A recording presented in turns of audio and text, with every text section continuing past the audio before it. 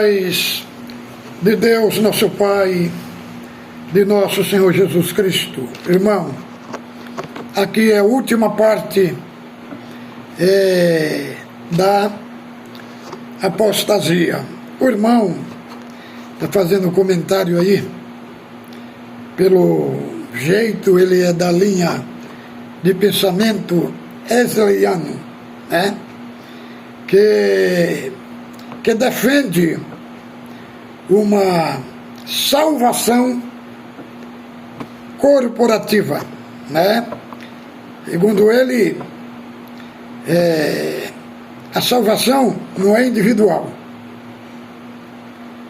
é corporativa, né? A parte da salvação individual é para a função. Só, irmão, como eu, mais de 40 anos, né? A gente estudando, lendo hebraico, aramaico, grego. Quando Deus fala ali, ó, Deus amou Jacó e aborreceu Esaú. Ali Jacó, ele não está falando de uma nação. Ele está falando de uma pessoa, né? Aí ele fala de novo assim, ó, que Deus endureceu o coração de Faraó. Ali, o Senhor não está falando de um Egito, mas está falando de uma pessoa. A carta aos Romanos, 9 de Romanos, depois nós vamos fazer um vídeo abordando essa parte dessa suposta salvação corporativa. Outra coisa, porque lá em 2 Timóteo, capítulo 1, do verso 8 até o 11, o que é que ele fala? Fala assim: Deus nos salvou e depois nos chamou. Como pode ser isso? Na ótica humana, essas coisas não conciliam. Primeiro tem que chamar, né? Para depois salvar. Mas só que ali está falando na ótica de Deus. E Deus não está no tempo, nem no espaço do tempo. Deus não tem passado, presente e nem futuro. Na ótica de Deus. Então, essas linhas wesleyano é porque eles querem comparar a emanência de Deus, trazer a emanência para uma caixinha teológica. Aí não funciona, mas eu propriamente não vou entrar nesse assunto hoje, mas vou fazer um vídeo explicando que a salvação é individual e não corporativa. E para isso nós temos muito texto para mostrar, para defender. Eu já fui dessa linha lá no ano de 78, quando eu estava na Assembleia Ministério de Belém. Eu acho muito rasa. Mas, irmão, agora eu vou terminar aqui o assunto do nosso querido irmão Valdemar Silva, né? Ele citou o texto aqui de Apocalipse 22:15. Segundo ele, defendendo a perda da salvação. Mas nós temos que ler o 14, porque o 14 faz um contraste com o 15. Vejamos bem o 14. Bem-aventurado aquele que lava a sua vestidura no sangue do Cordeiro, para que assista o direito da árvore da vida e entre na cidade pelas portas. O 15. Ficarão de fora os cães, feiticeiros, os impuros, assassinos, idólatras, todo aquele que ama e comete mentira. Fácil lembrar o irmão que eu estou lendo na Bíblia aqui, João Ferreira de Almeida, revista atualizada.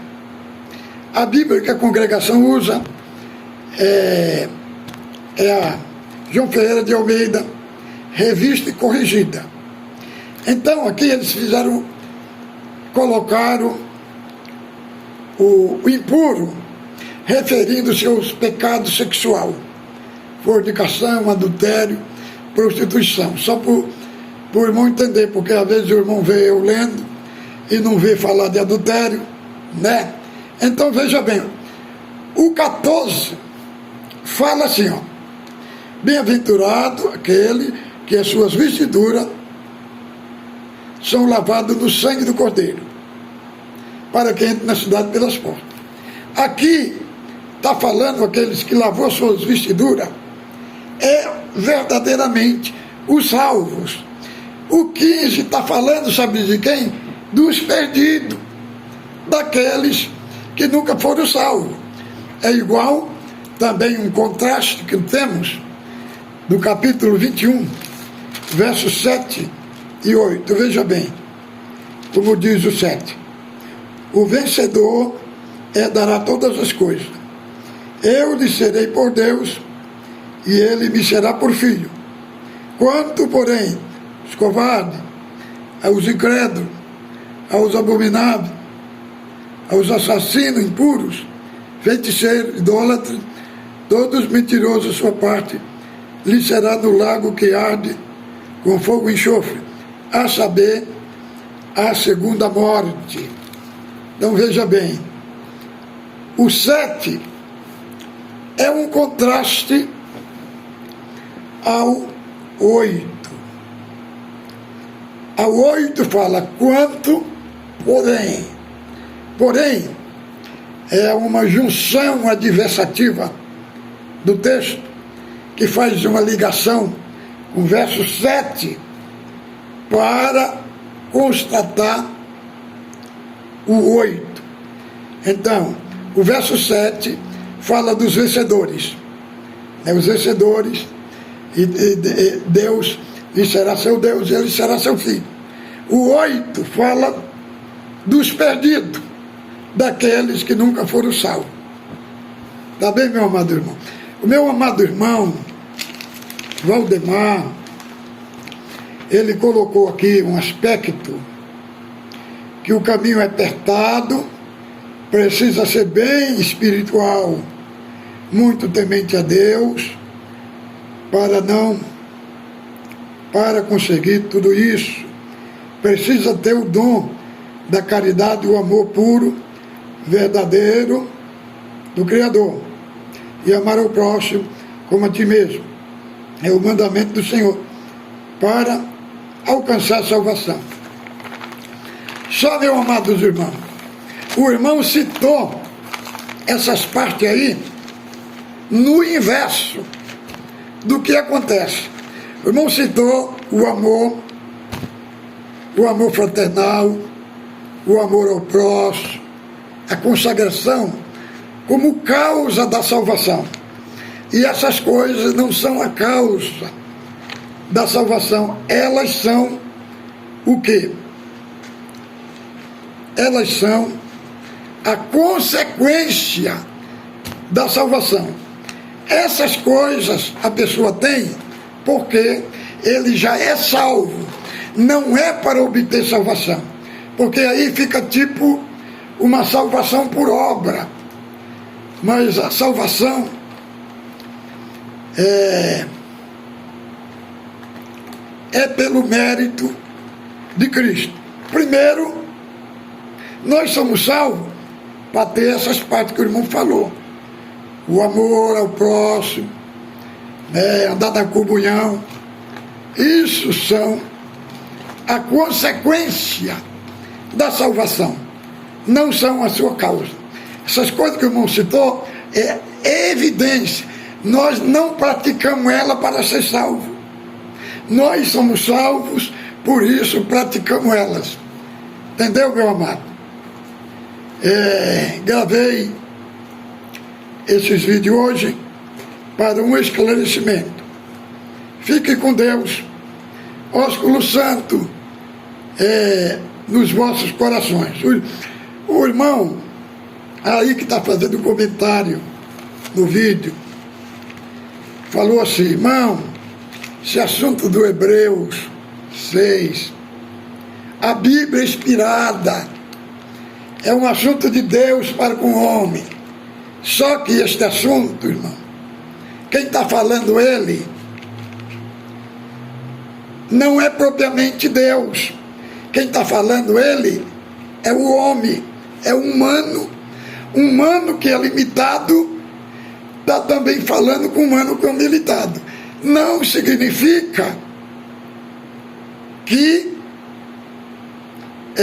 tirou a inspiração de Deus fora. É muito importante nós entender a linguagem do autor. O autor é inspirado, só que é humano que está falando, é uma pessoa limitada.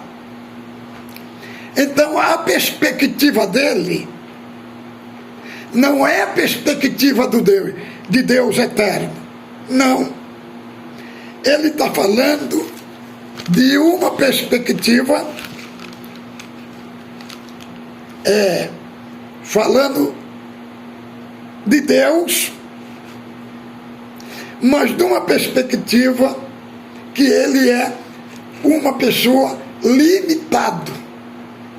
O escritor, é ele que está falando, o escritor aos Hebreus, é ele que está falando, verdadeiramente é inspirado por Deus,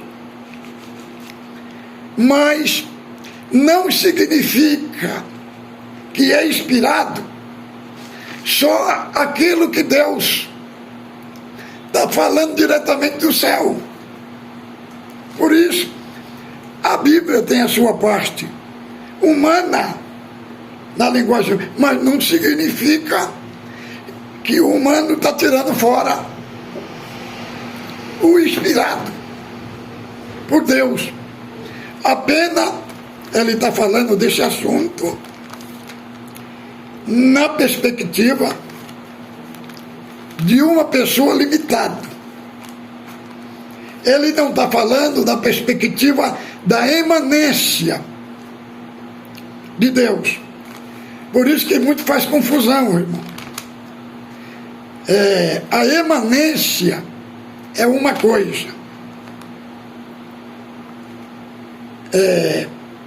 Nós humanos somos outro. Tem coisa que nós falamos um texto inspirado. O texto é inspirado. Mas quem está tratando do assunto ali é alguém humano que está condicionado ao tempo. É isso que o irmão tem que entender. Então, os argumentos do irmão,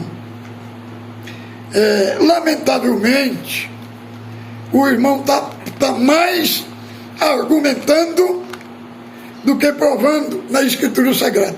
Isso eu estou falando para o irmão que está aí nos comentários. Fique com Deus, a paz de Deus com todos.